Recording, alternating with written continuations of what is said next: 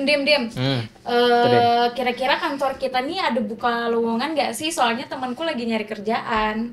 Kalau di sini kayaknya udah nggak ada sih, Den. Lagi belum buka di sini. Soalnya kayak gini Dim, aku tuh punya teman. Hmm. Dia itu lumayan picky milih kerjaan gitu. Kayak dia udah ngelamar ke beberapa tempat nih. Hmm. Tapi selalu nggak cocok, entah itu salary-nya terlalu kecil tapi job desk-nya banyak, atau job desk-nya sedikit tapi gajinya besar. Mending itu nggak sih? Itu perusahaan mana tuh? Iya, jadi pokoknya kayak ngerasa nggak jodoh aja. Terus Oh. kayak ada yang kayaknya jodoh tapi tiba-tiba tinggi badannya nggak masuk, kayak gitu-gitu loh. Jadi kayak bertambahlah satu pengangguran di Indonesia ini, yaitu temanku tadi itu. Seperti itu. Menurutnya tuh. Menurut kamu kenapa ya bisa kayak gitu ya, Dim ya? Nah, itu dan sebenarnya temanmu apa tadi S1 ya berarti ya? Iya, S1. Oh, itu kurang giat aja sih mencari kerjanya. Tapi katanya Menurutku. kalau dari ungkapan dia udah ngelamar ke sana kemari. Itulah Gen Z itulah. Gen Z. Stop. Aku Gen Z juga ya. Aku Gen Z juga ya. Itulah Gen Z kan. Sebenarnya bukan masalah Gen Z ya, tapi ini balik lagi menurutku ya. Ini nih menjadi hal yang mungkin lagi panas-panasnya ya di Indonesia saat ini, terutama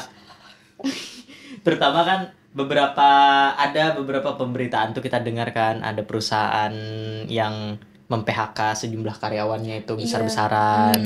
Nah, itu menurutku salah satu faktor juga kenapa banyak pengangguran di Indonesia ini, terutama khususnya untuk anak muda. Apalagi kan anak muda ini kira-kira umurnya kisaran 15 sampai 24 tahun ya. Oh, berarti batasnya 24 tahun. Kalau udah 24 lewat 1 bulan udah nggak anak muda lagi. Anak muda menengah mungkin ya. Berarti kan kamu bilang tadi pengangguran masih isu panas kayak gitu. Udah sekarang karena terlepas dari yang belum kerja sama ada yang kena dampak PHK tadi, makin banyaklah pengangguran. Jadi sekarang itu berarti namanya bukan pengangguran dong kalau lagi isu panas. Apa tuh?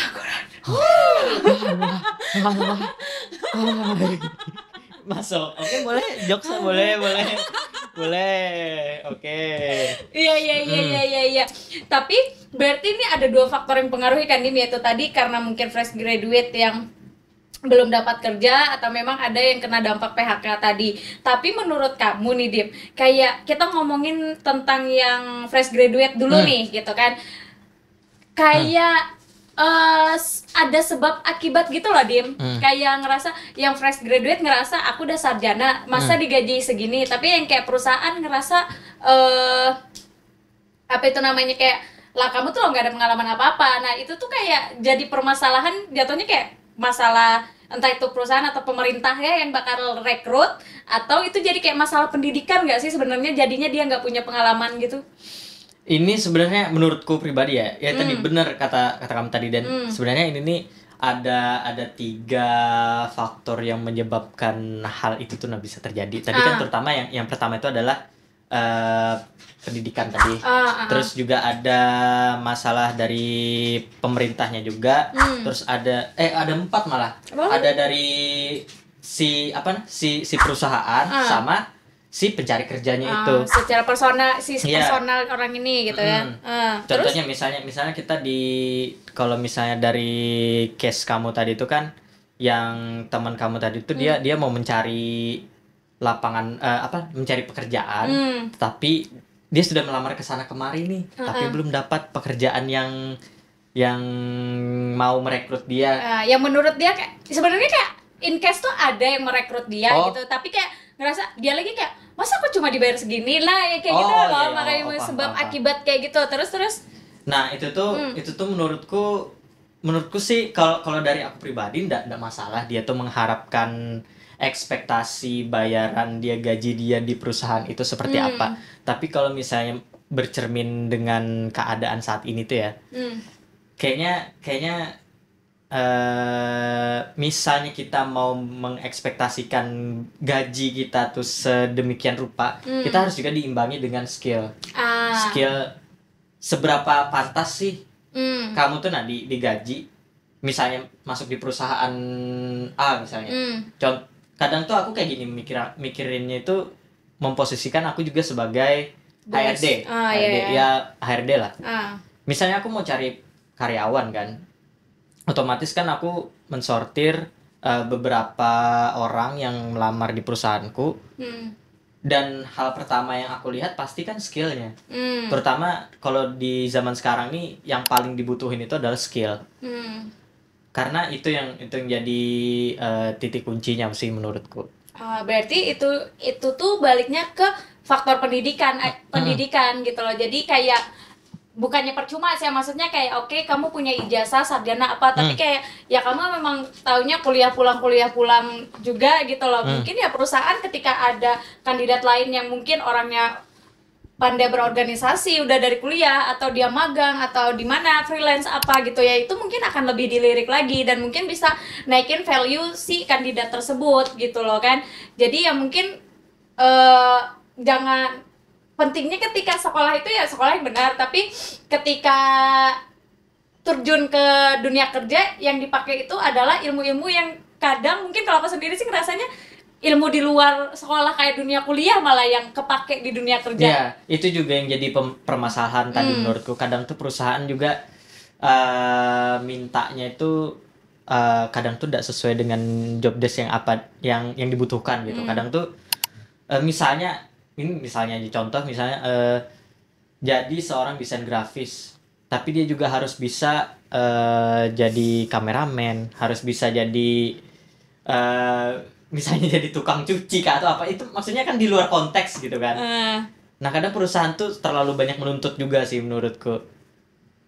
Itu yang kadang tuh membuat orang-orang tuh kadang berpikir juga untuk melamar di situ. Dan juga tadi kan mungkin dia ada ya misalnya job desk-nya segini, seharusnya gajiku bisa lebih dong dari yang normalnya gitu. Ya, makanya juga tuh pintar-pintar lagi sekolah ya lo, sekiranya ada di ini orang. Nah, kalau yang kayak faktor pemerintahnya nih, Dim, kenapa bisa menyebabkan kayak banyaknya juga pengangguran gitu? Terlepas mungkin kayak ada di spill tadi, kalau adanya PHK karena efisiensi dan segala macam. Nah, mungkin kayak faktor yang menyebabkan orang ini susah melamar kerja deh dulu gitu kan? Gimana? Nah, kalau ini berdasarkan apa namanya, kutipan yang aku kutip dari seseorang, Sugiono 2017. Nah, kata dia tuh permasalahannya kalau dari pemerintah itu dulu dia gagal membangun sektor industri. Nah, jadi industri dulu nih? Iya, sebenarnya kan itu faktor ibaratnya itu dari akarnya dulu nih.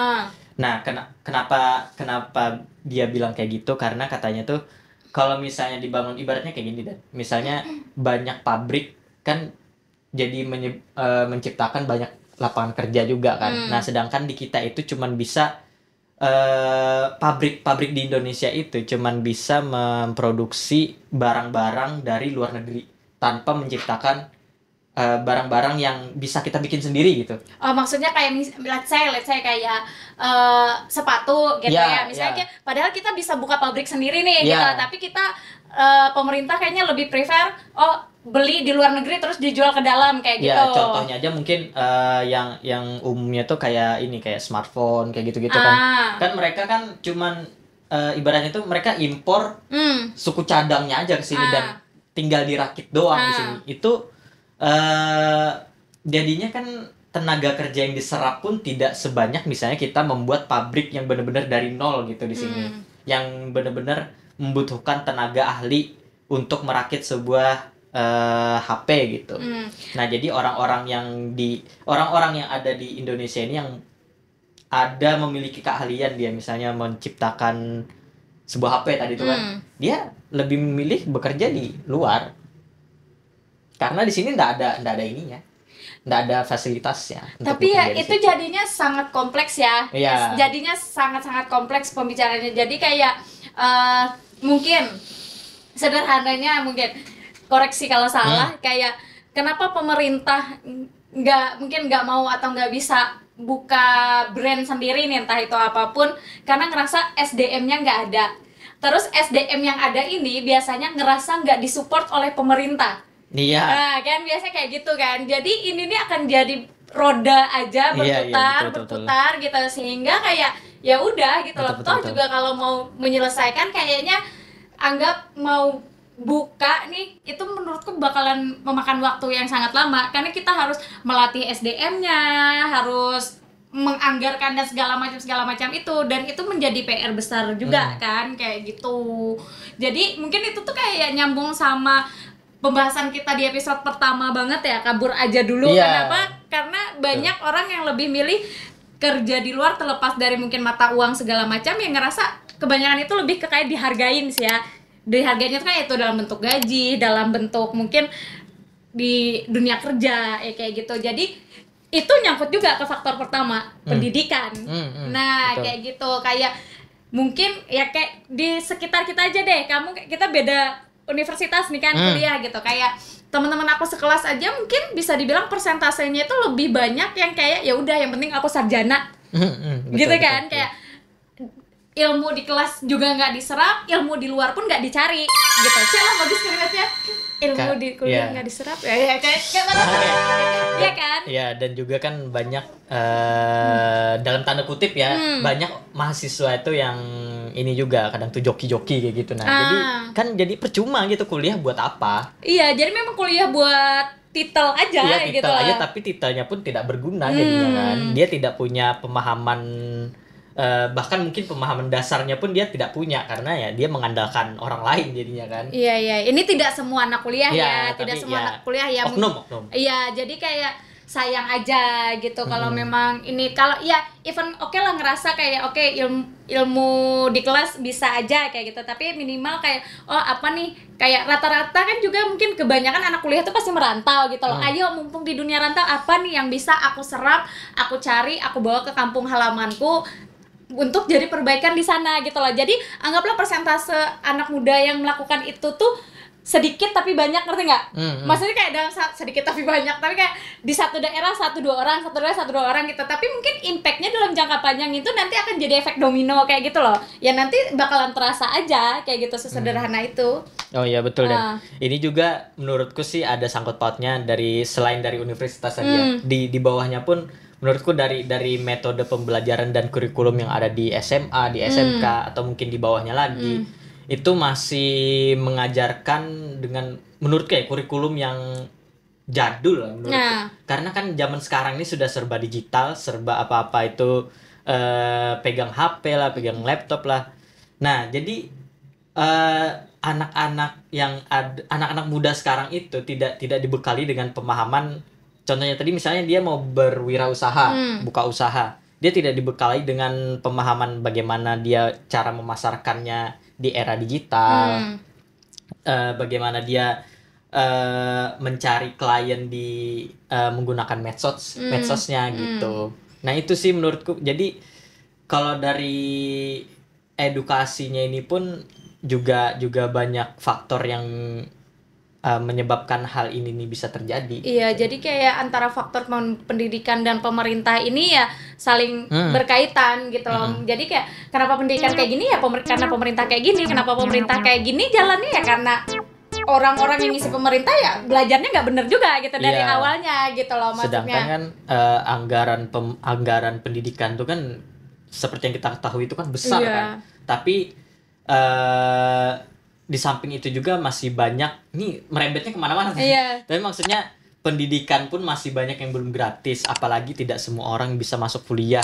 Nah gitu kan. Nah sedangkan kuliah ini kadang tuh menjadi faktor syarat minimal untuk mendapatkan pekerjaan. Iya, benar banget. Seperti itu. Nah kalau selain dua faktor tadi tuh Dim, dua, ada apa lagi tuh faktornya? Nah, kalau tadi kan kita masalah pemerintah, masalah apa tadi tuh? Pendidikan. Terus ada juga ini dan dari lapangan pekerjaannya juga. Ya. Berarti balik ke industri tadi ya, karena industri, sedikit gitu. Itu Dan. Tapi kayak misal ya, ini hanya pemikiran orang awam nih ya, teman-teman. Maksudku kayak kenapa aku takut salah ngomong nih, tapi maksudku sorry ya, tapi aku tidak tepat mungkin kalimatnya, tapi maksudku kayak kenapa ya semua orang itu, maksudku kayak orang yang susah cari kerja maksa banget harus jadi karyawan, kenapa enggak maksudnya berwirausaha gitu loh, sesederhana apa kek gitu loh. Ya, nah itu tadi mungkin dia tidak punya pembekalan itu sejak dini, sejak di bangku sekolahnya itu tidak diajarkan bagaimana dia berwirausaha, bagaimana dia memproduksi sebuah produk yang bisa dijual, kayak gitu. Jadi dia cuma terpaku, oh aku harus kuliah, aku harus kuliah nih supaya bisa kerja layaknya di kantoran gitu. Dan juga kan apalagi mungkin mayoritas persepsi orang tua sekarang pun masih anaknya tuh harus bekerja di kantoran dan PNS gitu. Atau juga kayak yang pasti-pasti aja lah Ya, dapat yang gaji pasti-pasti tiap aja. bulan kayak gitu kan, biasanya mindsetnya kayak gitu. Tapi menarik Dim, aku tuh kayak ada bayangan di kepala aku gitu loh, kayak ada industri, anggaplah satu pabrik gede lah kayak gitu, menengah ke atas gitu, buka di suatu daerah. Ketika pabrik ini buka, dia bisa merekrut ratusan sampai ribuan pekerja. Terus pekerja ini nanti di lingkungan kerjanya perlu ada warung. Nanti itu membuka lapangan kerja lagi buat wirausaha yang di situ.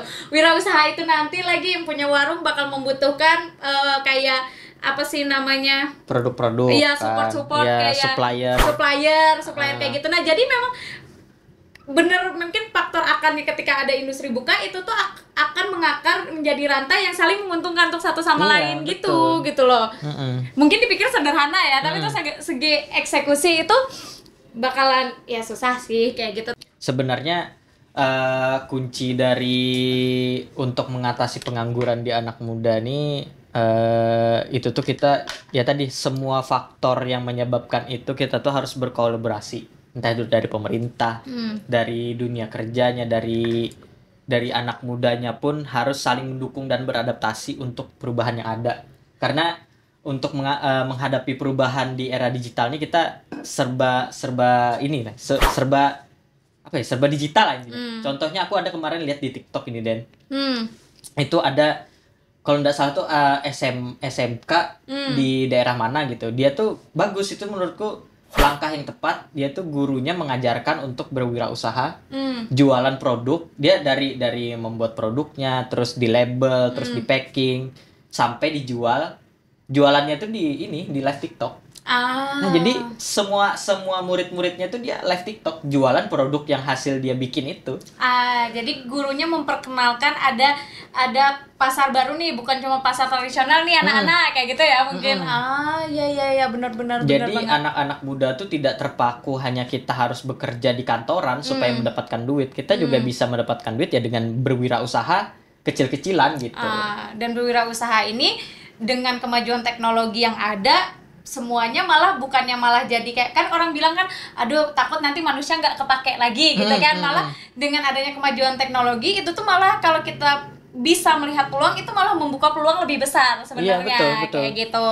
Dulu kayaknya sesederhana mana ada sih kayak host jualan gitu. Sekarang kan bisa jadi lowongan kerja gitu loh kan. Betul. Host live apa kayak gitu.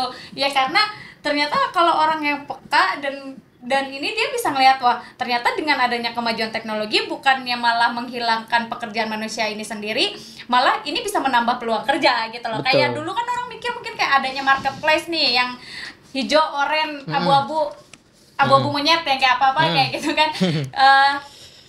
Takut nih orang yang mungkin kayak yang berdagang di pasar apa jual baju jadi nggak laku. Tapi kan kalau kamu pernah nggak dulu denger kayak ada masalah ini nggak sih di Jakarta itu nggak sih? Iya, pokoknya kayak orang-orang Mangga 2 apa yang kayak gitulah yang marah-marah dengan adanya toko-toko online tersebut gitu loh, kayak kami jadi nggak laku ya. Maksudku kenapa Anda tidak merambah ke dunia situ juga Bapak gitu loh. Itu sama kasusnya kayak ini, kayak awal-awal Gojek berdiri. Gojek boleh sebut nggak sih? Ojek online berdiri. Nah kan sama tuh ojek pangkalan itu pada protes kan. Maksudnya tuh kenapa ojek pangkalan nih nggak beradaptasi juga dengan kemajuan teknologi gitu ya. Sekarang orang memesan antar jemput ya tinggal aplikasi aja udah ini kan, dan juga tarifnya jelas gitu. Tapi juga ada hal yang miris aku tiba-tiba terlintas nih Dim. di tengah permasalahan banyaknya, bahkan mungkin bisa dibilang anak muda ya, karena termasuk yang paling urgent kan gitu, anak muda yang pengangguran gitu. Malah kamu pernah dengar nggak isu kayak di perusahaan-perusahaan yang mungkin base-nya mungkin perusahaan luar negeri ya, tapi kan dia mungkin bangun di sini, atau bahasanya punya orang luar negeri gitu kan, tapi kayak dia di sinilah kayak gitu, tapi nanti karyawannya apa dia ngambil dari negara dia banyak. Kayak ini, gitu. Ini apa supaya bayaran murah gitu? Maksudnya, enggak juga biasa. Gimana? Nah, kita sebut aja deh mungkin kayak perusahaan Cina nih banyak kayak gitu, dan dia tuh ngambil banyak memasukkan orang-orang imigran Cina ke sini. Iya kan, kayak gitu. Dan itu tuh udah banyak beredar beritanya, bahkan kayak orang-orang Cina tersebut tuh bahkan nggak bisa bahasa Indonesia. Gitu loh. Jadi kayak padahal banyak loh pengangguran di sini. Kamu tuh udah buka perusahaan di sini, setidaknya ambillah SDM kami yang punya kayak gitu loh. Tapi ya kadang dalih perusahaannya kayak SDM kalian nggak ada yang bisa kami pakai, karena faktor pendidikan kalian yang kayak gini-gini. Kami perlu orang yang sudah siap pakai. Sedangkan kalau kami ngambil SDM kalian, kami harus ngelatih lagi, harus nge-training lagi yang kayak gitu-gitu. Yang ya itu tadi pasti faktor utamanya itu ya mungkin pendidikan gitu loh. Faktor utamanya pendidikan. Jadi itu aja yang disayangkan. Aku baru teringat kayak bahkan beribu-ribu, bahkan berjuta-juta mungkin dijumlahkan banyak pekerja imigran ke sini gitu loh. Yang sedangkan mungkin kalau memang ada anak muda yang bisa diberdayakan itu, ya mungkin pengangguran angkanya akan mengecil seperti itu. Kalau membicarakan masalah tadi itu juga balik lagi ini sih kayaknya menurutku ya, regulasi pemerintah juga terhadap pekerja asing itu.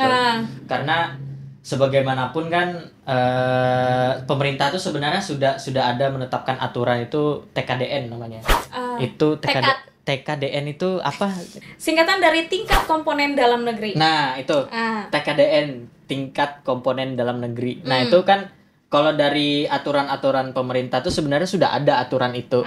Dia harus memenuhi standar TKDN-nya tuh minimal berapa. Dan itu termasuk juga SDM dalam negerinya. Contoh misalnya kayak misalnya perusahaan mobil listrik mau masuk ke Indonesia, dia harus memenuhi standar TKDN itu berapa persen gitu. Jadi harus ada SDM-nya orang Indo, suku cadangnya dibikin di Indo kayak gitu. Nah, itu sebenarnya sudah bagus peraturannya. Cuman mungkin ya ada sedikit kecolongan ya mungkin menurutku sih kalau dari ini.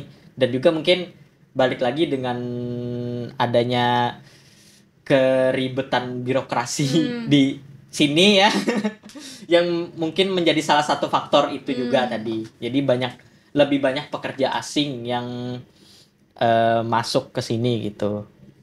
Jadi kayak apakah jadi lebih mudah memasukkan orang asing gitu jadinya jatuhnya daripada harus mengurus birokrasi yang ada?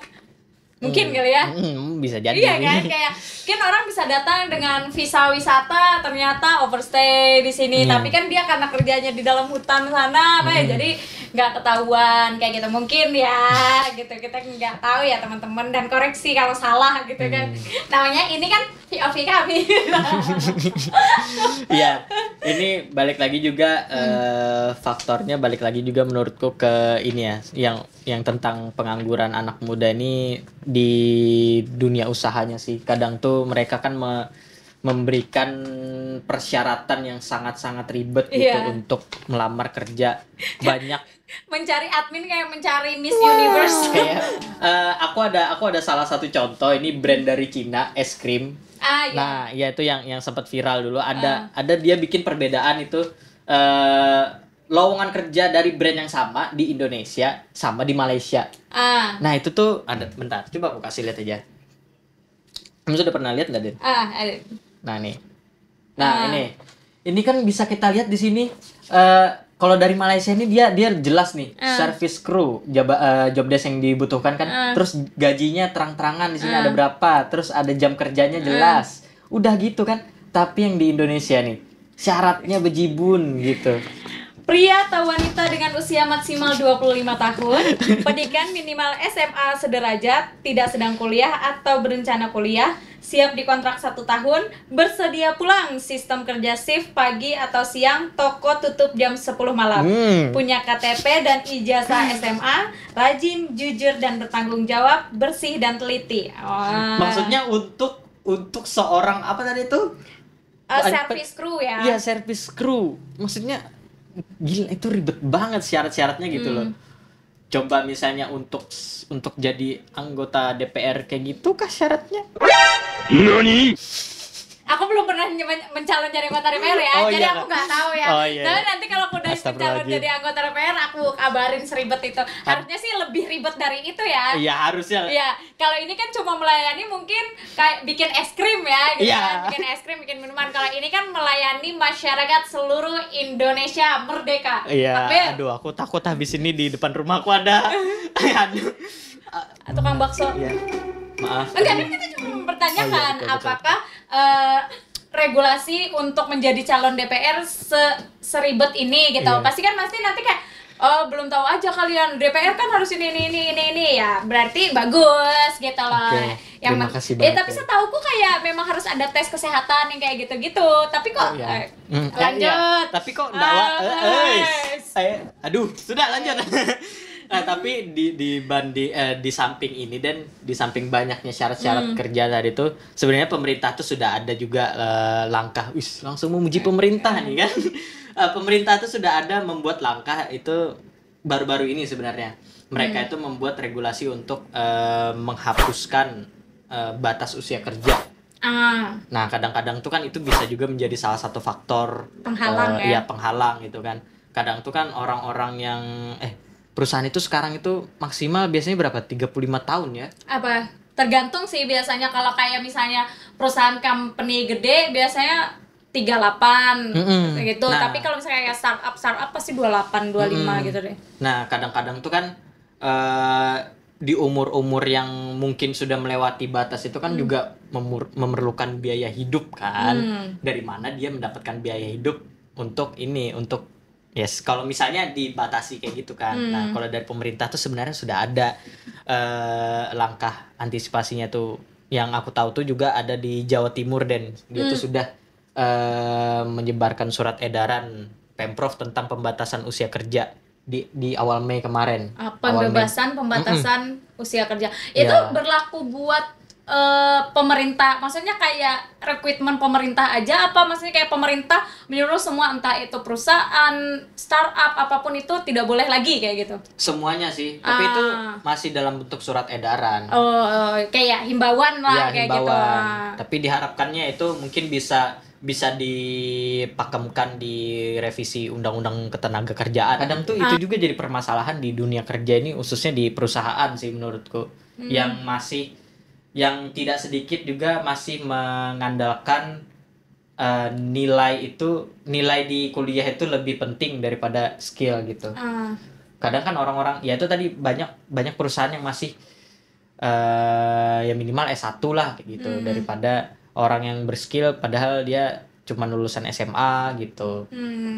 Tapi itu ya semuanya itu balik lagi sebagai mungkin sebagai perusahaan mungkin lebih bisa ya, lebih bijaksana untuk menaruh persyaratan gitu loh, agar kandidat-kandidat yang mungkin nih terhalangi oleh persyaratan yang terlalu mungkin tidak penting lah kayak gitu, malah terhalang, jadinya bisa lah dikurangi kayak gitu, dibijaksanai. Nah, untuk kayak orang-orang juga nih yang ngerasa udah kuliah atau udah punya modal, aku udah kuliah nih, tolonglah kayak gitu, bener-bener kayak aku udah kuliah, apa ya nih yang bisa aku bawa, berorganisasi lah, berapalah. Jadi memang kamu ketika orang keluar, inilah sarjana sesungguhnya. Kayak gitu. Kadang kita kan apalagi kayak bisa dibilang orang kampung, ketika pulang ke rumah, ketika ada beban sarjana, orang tuh kayak berharap lebih gitu loh sama kita.